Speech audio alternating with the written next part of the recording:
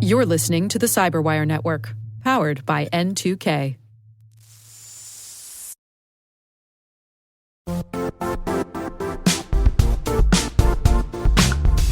The IT world used to be simpler. You only had to secure and manage environments that you controlled. Then came new technologies and new ways to work. Now, employees, apps, and networks are everywhere. This means poor visibility, security gaps, and added risk. That's why Cloudflare created the first-ever connectivity cloud.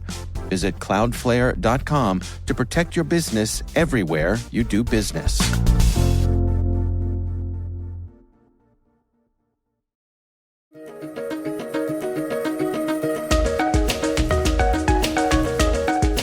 Hello, everyone, and welcome to the CyberWire's Research Saturday. I'm Dave Bittner, and this is our weekly conversation with researchers and analysts tracking down the threats and vulnerabilities, solving some of the hard problems, and protecting ourselves in a rapidly evolving cyberspace. Thanks for joining us.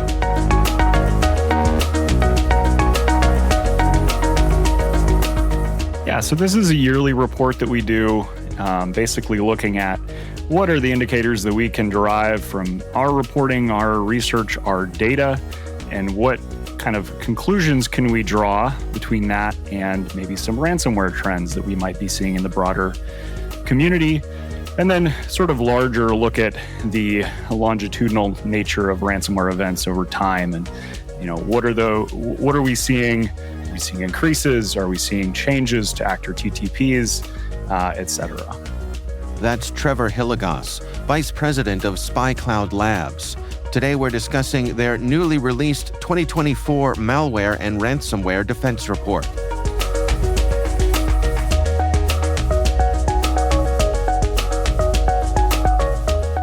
So the story here is ransomware, and before we dig into some of the details, can we start with some sort of a broad description?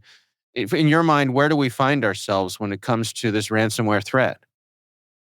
Well, we find ourselves in the same kind of place that we have been, maybe a little bit worse. There are some trends that we don't love to see. Ransomware payments becoming a little bit more common this year over last year. There are certainly some positives, though. We've seen some fantastic law enforcement actions on the part of the National Crime Agency in the UK, the Federal Bureau of Investigation here in the US, and others, seizing the infrastructure, putting out indictments on the actors that are behind these groups.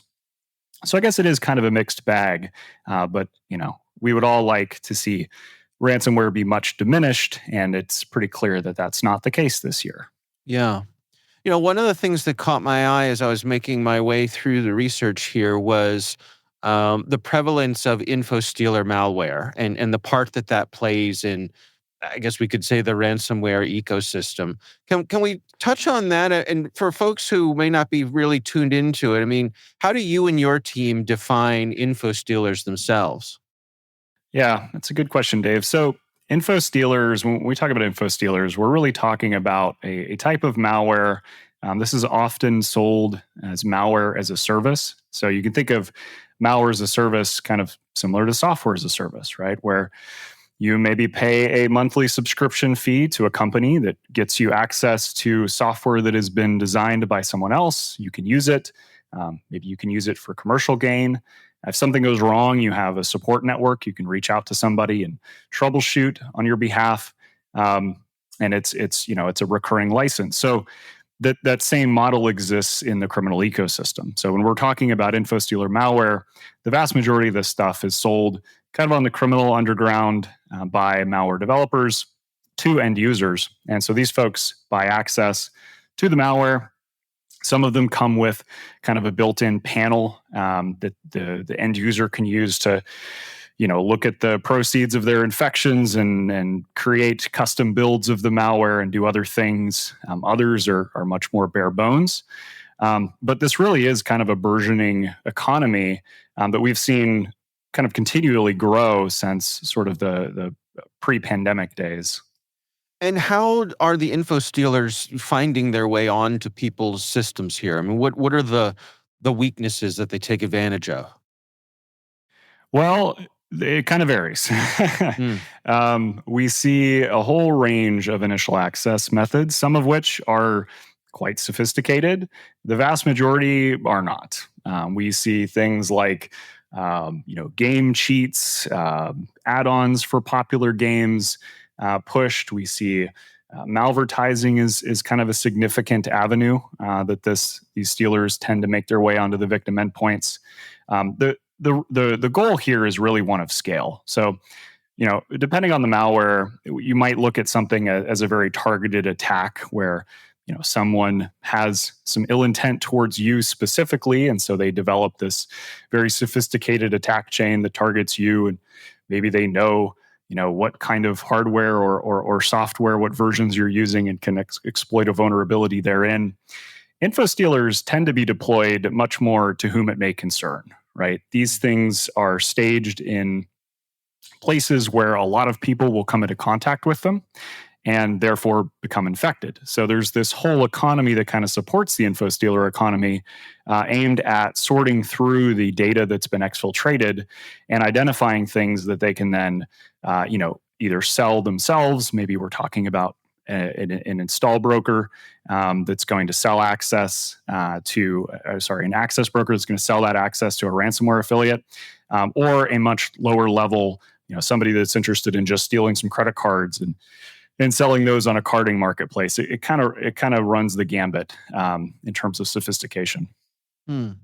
And again, as I was looking through the research here, is it fair to say that in a lot of the cases here that these two things go hand in hand, that the info stealer can almost be a predictor for a ransomware attempt?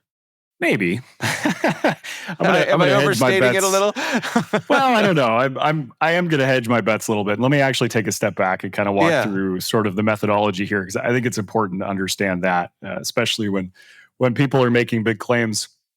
So essentially, what we did is we took a set of data on publicly known ransomware events. So basically, when ransomware actors are successful or claim that they're successful, oftentimes they'll go out on a blog that they maintain, or some other site, and name and shame the company. Right. This is especially true when people don't pay.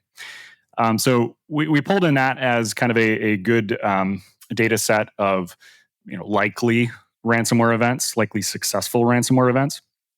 And then we basically built out sort of a manifest of each one of those companies, all of their domain names that they use.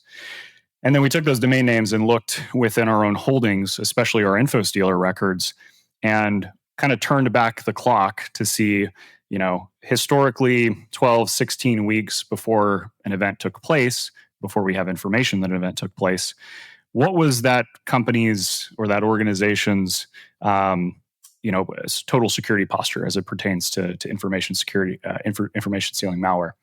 And what we found was at least a correlation. We found about 1/3 of the companies that we had in that pool of likely ransomware events had an info stealer infection within the prior 16 weeks. So there's obviously a lot to unpack there, and I'm happy to kind of go into a little bit more of the technical details of sort of why we made choices that we made. But Yeah. the top line number there, 30%, that's pretty significant, and I think it's something that certainly deserves additional research and discussion at a minimum. Yeah. Well, I mean, let's dig into some of those details then. Can you share with us some of the methodologies here that you all used? Yeah, so let me first start with that 16-week number. It might seem a little arbitrary. I guess it is a little arbitrary. Hmm. But we're dealing with the date that a ransomware actor posts that something happened, right? So we kind of have to infer when the actual event took place, and it's in many cases it's impossible to do that, right? It could have been the day before, could have been the week before, a month before. All we can essentially say with certainty is that the event took place before the actor posted it. So we did 16 weeks. That does kind of break down. There's some interesting things about, well, if it's Luma C2 versus Redline, does that impact the date that we tend to see correlating to that ransomware event? But the sort of big takeaway there is that an info stealer infection of a corporate device or of an individual with access to a corporate environment does significantly elevate your total risk, certainly, but more specifically, it seems to elevate the risk of a ransomware event.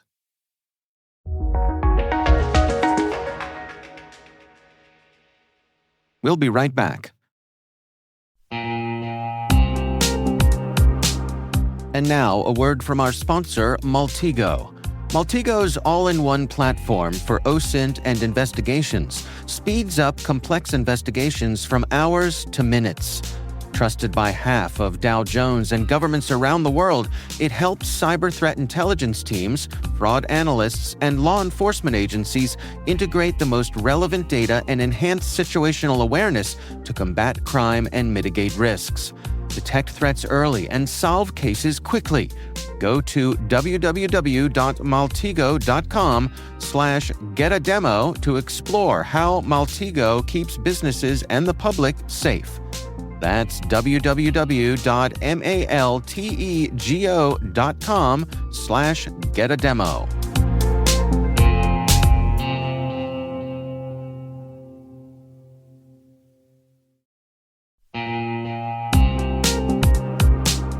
And now, a word from our sponsor, Maltego. Maltego's all-in-one platform for OSINT and investigations speeds up complex investigations from hours to minutes. Trusted by half of Dow Jones and governments around the world, it helps cyber threat intelligence teams, fraud analysts, and law enforcement agencies integrate the most relevant data and enhance situational awareness to combat crime and mitigate risks. Detect threats early and solve cases quickly. Go to www.maltego.com/get-a-demo to explore how Maltego keeps businesses and the public safe.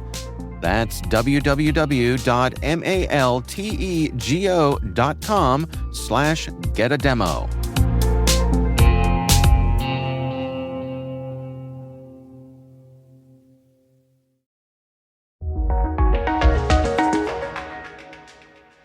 Yeah, that's an interesting correlation here. And so what are the other connections you make? Having made that connection, where does that take your line of thinking? Well, I'll tell you where it takes my line of thinking, because I'm something of an info stealer nerd. I've been interested in this very niche segment of malware for a long time.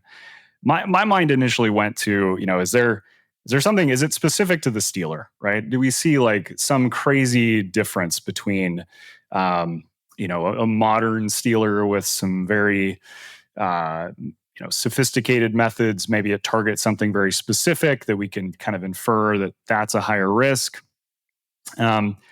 Unfortunately, there's kind of a mixed bag. You look at the stealers that we identified as being significantly correlated with ransomware. Number one is Luma C2, which for anybody that understands stealers and has researched this segment, it's probably not a surprise. Luma's pretty advanced as a within the field of stealers. They've come out with some significant improvements over a lot of other stealers. Earlier this year, they had the Google cookie refresh that then spread to other stealers, of course, but it started with Luma. But then you have in the number two spot Redline, which Redline is a totally competent stealer, but it's older. It's been around for several years. Doesn't really share a lot of the modernizations that Luma C2 has. But it has a significant user base, so that could potentially be the reason that we see it there in the number two spot. And then number three is SteelC, which we go back to, a not super sophisticated stealer, doesn't have a ton of market saturation, relatively new. So, how do I explain that? I'm still kind of untangling my emotions on that one, I guess, Dave. Well, help me understand kind of the info stealer ecosystem here. I mean, you've alluded to it that there are varying degrees of sophistication. Is there the high end, the high-end sports car version of an info stealer versus, the daily driver? Do they attract different audiences, people who have different amounts of resources to throw at this problem? Yeah, there's a lot to unpack there. So I guess I like the metaphor there, sports car versus a minivan, maybe. Yeah. Um, yeah, there definitely is. So we've seen over the past couple of years, one of the things that has kind of come out as a significant difference between Steelers, malware in general, but especially Steelers, is the method by which it exfiltrates data. So, historically, if you're looking at malware, even malware is a service that is, a commodity you can purchase. You don't have to write it yourself. There is still kind of an access cost that comes with that, largely in the way that the infrastructure is set up. So, historically, you buy access to Raccoon, for example. Well, that's a bad example. That's a centralized stealer, but a non-centralized stealer, you would have to gain access to infrastructure. You'll probably have to set that up yourself. Maybe there's some guides you could follow, but it does require a little bit more technical acumen than maybe the normal person off the street would have. These days, a lot of stealers are kind of going the opposite direction. So we see a lot of exfiltration through messaging applications like Telegram, for example, where the end user doesn't have to do much more than just getting access to an API key that they can use. So that certainly sort of lowers the barrier to entry for these kind of things. But in terms of what makes this so significant and what makes this interesting, I think I kind of take the perspective of the broader ecosystem. And when we're talking about that, you're looking at things like install services that can get you access to, infrastructure that's already ready made for you, the ad networks, for example, cryptors that can make it very easy to bypass things like antivirus, even very good antivirus.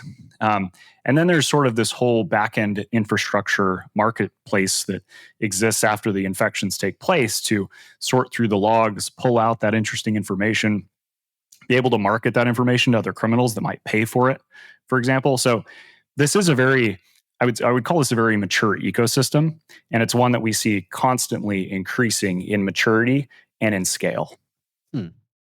What about the professionalism, for lack of a better word, of the providers here? I mean, is there, do they have respect for each other? Or are they trash talking each other? Or how does that play out?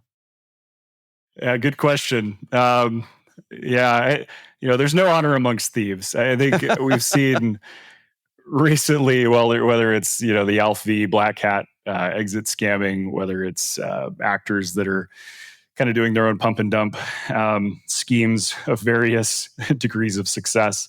We're talking about criminals here. I don't think there's a ton of honor in the system. Mm-hmm. There is definitely a lot of collaboration here. I mean, we do see, for example, malware as a service. Oftentimes, when you purchase access to a stealer, you will get that bundled with, for example, a checker. So a checker is something that you can use to go through the logs, the data that's been exfiltrated, and identify things of interest, identify software wallets, crypto wallets, that kind of stuff. And maybe you'll get a 1 month free access to a checker when you buy access to a stealer. I'll commonly see cryptors being bundled to a lot of malware. Developers will actually require that you use a cryptor because they don't want their build to be compromised, uploaded to VirusTotal. So there is definitely a lot of collaboration there as it pertains to kind of like criminal to criminal and especially financial gain. I can't say that there's profit sharing or anything like that. I mean, we can kind of infer that that's probably happening, but I don't have any evidence of that. But as far as trash talking, yes, absolutely. Everybody talks trash on the internet. Criminals are certainly no exception to that. And so it definitely does happen, even between communities. People on breach forums don't like people on exploit. People on XSS, might have a problem with English-speaking Telegram group. Who knows? It certainly does happen, and it is comical to watch. Well, I mean, getting back to this year's ransomware defense report, I mean, based on the information that you all have gathered here, what are your recommendations? What are the takeaways for folks? Well, I think the takeaways are certainly keep doing the things that have been recommended, um, and continue to be recommended, right? So keep monitoring for vulnerabilities, keep patching those vulnerabilities as they come up. Use multi-factor authentication, enforce multi-factor authentication. Um, Make sure that you have short-lived authentication cookies. Make sure that you have visibility into what devices are accessing your network. Certainly, if you have that ability to have that visibility. What we're recommending is kind of one step further, which is sort of the awareness and monitoring level, especially as it pertains to exposed information. So, a wise man once said, "The internet is forever." I have no reason to doubt that claim. When information is stolen, whether it's stolen by a hacker that gains access to a database or a stealer that lands on somebody's endpoint, that information is out there, right? It might be that it's not that first person, the first person that acquired that data that's going to use it maliciously, but likely someone will eventually, right? So you can't really undo. There's no undo button for the internet, unfortunately. Once something is out there, it is there forever. So the best you can do is have awareness, right? Be able to identify what data is exposed, what data about your employees, about yourself, about your customers is exposed, and then be able to effectively create whatever controls you can to prevent that data being misused. So maybe that's being aware of live cookies being stolen and being able to invalidate those sessions. Maybe it's identifying credentials that have been exposed. Forcing credential resets, prompting or forcing MFA, forcing the adoption of hardware tokens. Those are all very good things. And I think, anything above having no idea that something happened is a great start and will certainly do you quite well as we all try to prevent the spread of ransomware. What's your sense for where we're headed here? I mean, it seems to me like we might not necessarily be gaining ground or losing ground. Like it seems like a tense equilibrium at this particular moment. Is that a fair way to describe it? Yeah, I think it is. I mean, we don't know what we don't know, and I'll readily admit. I mean, one of the problems or one of the things that we're aware of in our analysis of the relationship between stealer malware and ransomware is, we only know about what was announced publicly. Many times, ransomware, ransoms happen, data is exfiltrated, extortion occurs, and never gets publicly posted, right? Whether that's, somebody negotiated something, a ransom was paid, who knows? So we don't really know the full scope of this problem. I don't think we really ever will, because that information is just not out there. But I think as long as this is profitable, it will happen. Crime is not a new phenomenon. Cybercrime might be kind of a brave new frontier, but crime has been happening for a long time, and especially financially motivated crime. I don't really see that as being something that you can just wave your magic wand and stop. I think the best thing for all of us to do is make it as difficult as possible for these guys to be successful. And then at least if we can raise the bar to entry, that will diminish the number of successful events and thus the number of ransomware actors that are out there in the wild.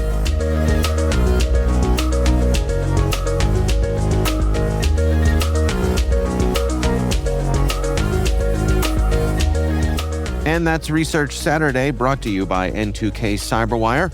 Our thanks to Trevor Hilligoss from SpyCloud Labs for joining us. We'll have a link to their 2024 Malware and Ransomware Defense Report in the show notes. We'd love to know what you think of this podcast. Your feedback ensures we deliver the insights that keep you a step ahead in the rapidly changing world of cybersecurity. If you like our show, please share a rating and review in your favorite podcast app. Please also fill out the survey in the show notes or send an email to cyberwire@n2k.com. We're privileged that N2K Cyberwire is part of the daily routine of the most influential leaders and operators in the public and private sector. From the Fortune 500 to many of the world's preeminent intelligence and law enforcement agencies.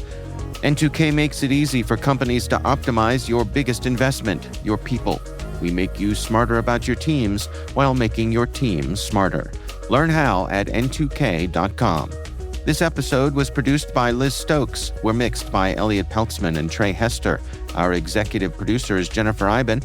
Our executive editor is Brandon Karpf. Simone Petrella is our president. Peter Kilpie is our publisher. And I'm Dave Bittner. Thanks for listening. We'll see you back here next time.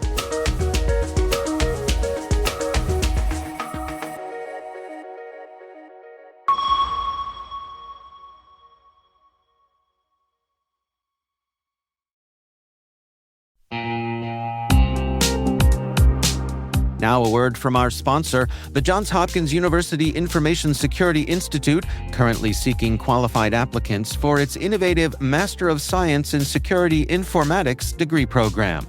Study alongside world-class interdisciplinary experts and gain unparalleled educational, research, and professional experience in information security and assurance. Interested U.S. citizens should consider the National Science Foundation's CyberCore Scholarship for Service program, which covers tuition, required fees, university-sponsored health insurance, and a $6,000 annual professional development allowance, as well as providing a $37,000 additional annual stipend. Apply for the scholarship and the spring semester by November 15th. Learn more at cs.jhu.edu/MSSI.